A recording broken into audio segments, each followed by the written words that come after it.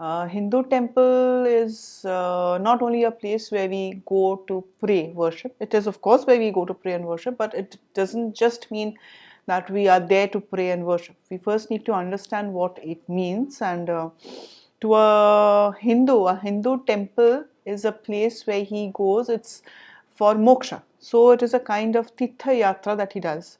He is undertaking a pilgrimage when he goes to a temple, and it is not only for worship, it is not only for prayers, it is he goes there to meet the divine being that he believes in. It may be Shiva, it may be Vishnu, it may be the Devi. So he goes there to meet there for a brief moment, and that brief moment that he meets, sees his God, he is actually enjoying the few moments of moksha. So basically, the visit to a Hindu temple is equivalent to getting moksha for few brief, whatever moments that he is inside the sanctum, he is inside the temple viewing his God. For those few brief moments, he is enjoying the bliss of moksha. So a Hindu temple is very special for a Hindu. It is not only a place for worship. One must, whenever a person is going to a Hindu temple, one must keep in mind he is also going to be in a very special place where he is going to enjoy the supreme union with his divine God.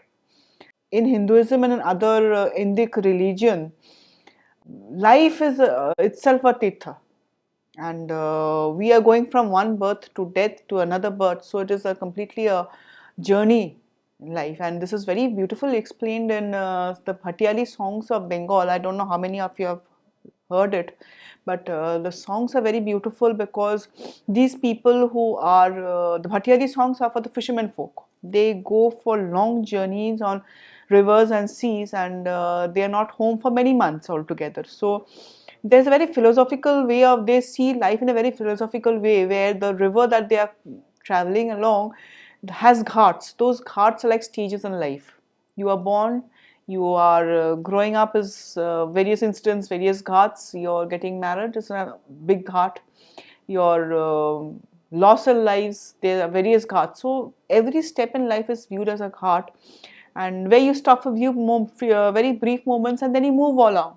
Your life is carrying on along the river, you're moving along. And when you reach death, that is also another ghat. You are not actually reaching the end. Death in Hinduism is not the end of a journey. Death in Hinduism is just another part of the journey where you are moving on to your next birth, and you are moving a step ahead towards moksha. In Hinduism, one needs to understand is that in Hinduism, the basic concept of Hinduism is focused on moksha, on the divine union with your divinity. Whomever God you believe Shiva, you must look forward to getting united with Shiva. That is the basic, and nothing else matters. Only what matters is the union with the supreme consciousness. So death in our Hinduism, life and death, birth and death rather, are not end or beginning of any journey. It is just a continuity of journey, part of the journey where you are moving ahead towards uniting with your God. So similar philosophy is also based in a temple, where as I said, you go to a temple to meet your God for a few moments. It's moksha. Everything in Hinduism is based on moksha.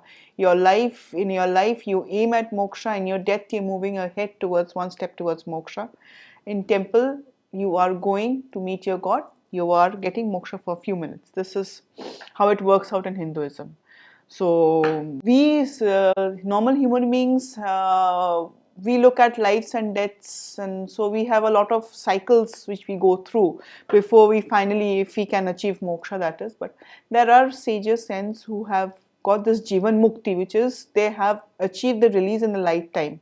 With one death, they have they're reaching that ultimate moksha. But we are not ascetics. We are normal human beings. We carry on with this journey from life to death. We keep on, and this is how it goes. This is tirtha. Our life is also a tirtha in that way.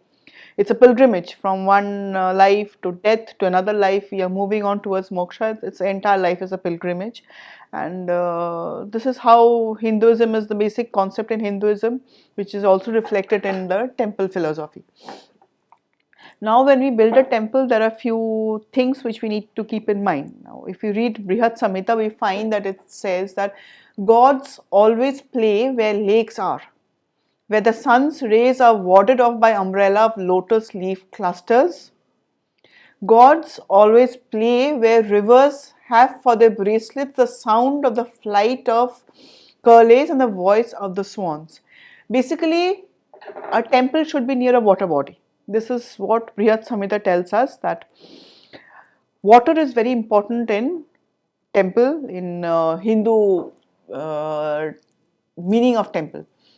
And the temple should be in the north side or on the east side, and if it's on an island, the entire river, the water body surrounding a temple becomes sacred.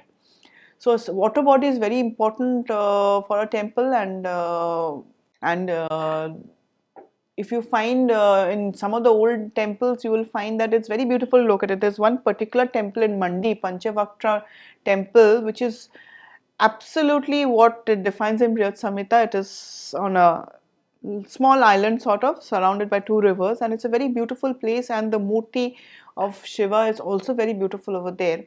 It has 5 faces, which is very unique because Shiva is generally represented in four faces. The fifth face is not shown because the fifth face is incomprehensible even to the greatest saints, so it is not shown.